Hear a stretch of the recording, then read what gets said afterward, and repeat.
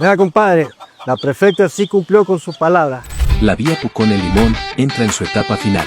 Prefectura del Guayas ejecuta el mantenimiento pétreo a lo largo de 17.5 kilómetros de la vía, dinamizando las actividades agrocomerciales en invierno y verano. De los cuales 3.5 kilómetros se realizó una apertura de camino y aparte se van a colocar 2 puntos de tubería. En el primer punto se va a colocar ductos, cajón, y en el siguiente va tubería de 60 pulgadas para canalizar las aguas y poder dar comodidad en el invierno.